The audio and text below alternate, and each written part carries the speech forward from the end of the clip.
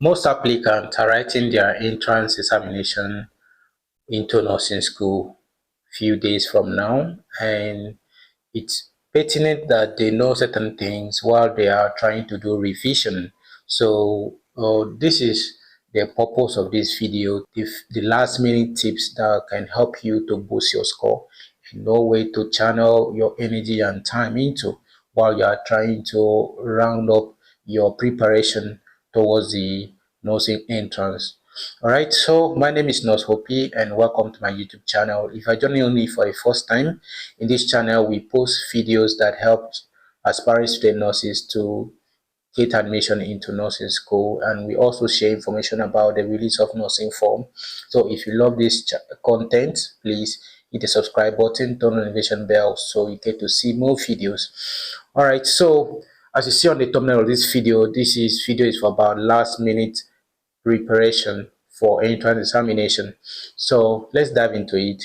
The first thing I want you guys to know is to prioritize key topics this time around. Prioritize topics, read topics that have the highest chance of coming in the exams. Okay, this is not the time to read anything. This is not the time to read whatever you see. It's not the time to flip through pages of textbooks. This is not the time to read haphazardly. This is a time for you to prioritize topics that you think that will come in the exam. Okay, but just follow your instincts. Select those topics that you know. If I'm an applicant and I'm preparing for this exam, so the first topic I will read, for example in physics, is measurement, the derived quantities, units and their symbol. Unit and symbol, very important. Same thing with fundamental quantities, because they may use that to trick some students, those who doesn't understand the formula, the unit and the symbol for those derived quantities. And another area that I'll focus on, maybe in English, is space complete. I'll practice how to read passages and answer questions. I'll practice synonyms and antonyms and subject-verb agreement and all of that.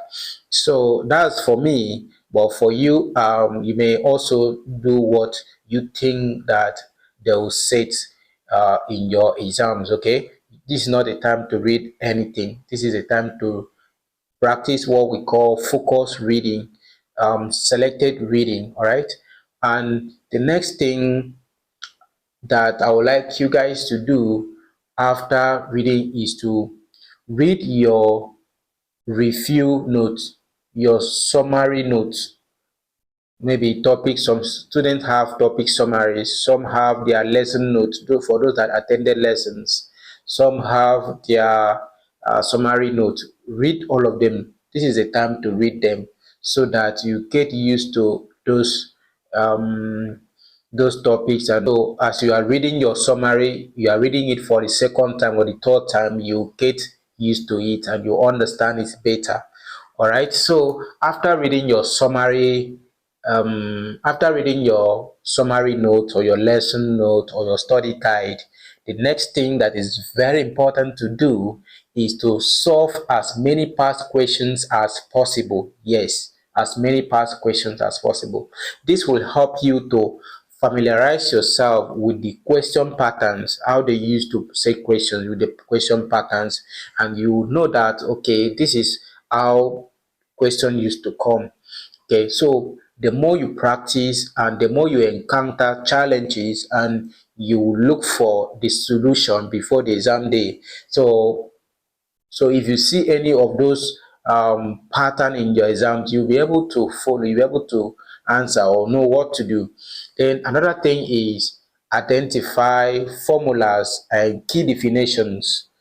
You can use highlighters if you are reading. Underline certain words that you think that may come in exams and memorize certain vocabularies that you think that may come in exams, certain formulas that you think that you need in exam. This is the time I used to tell my students to have a formula book for maybe physics and chemistry and mathematics. So for example, if you have a formula book, this is the time to go through it maybe for the fourth time or for the third time, and as you are going through it, you understand better. It's going to stick because you have memorized it over time. So when you go inside the exams, if you see any questions that demand the formula, you just plug in the formula and then you see the answer. As simple as that. Then another thing is acronyms. If there are things that you need to form acronyms so that you not forget, okay, it is very important. You can do that as well because I mean you can't remember everything, but acronyms will help you to compress a very long and complicated topics or sentences together so that we're able to remember in exam hall. Another interesting point here is that try and teach someone else. Yes, I know a lot of students, a lot of applicants, including myself. Sometimes we love to reserve, we love to keep what we know to ourselves because we don't want somebody else to know. We don't want somebody else to pass more than us. We don't want to share the knowledge that we have. So the little that we know, we keep it to ourselves. No, that is not the best. So try to teach someone else. This is a time to teach because the more you teach, the more you get inside into the topic, and the more you teach, the more you understand better. Okay, so if you teach, you are the one that will benefit more. Another thing is that you get to understand the perspective of the other person based on his or her own experiences. All right, because we are different. Okay, based on our understanding of things. So if another person contribute to that particular topic that you are talking about, you understand it better, and that one will stick better than you trying to keep everything to yourself. Then the next point is review your mistakes. Turn your mistakes or your weakness into strength. Identify areas that you are not doing very well.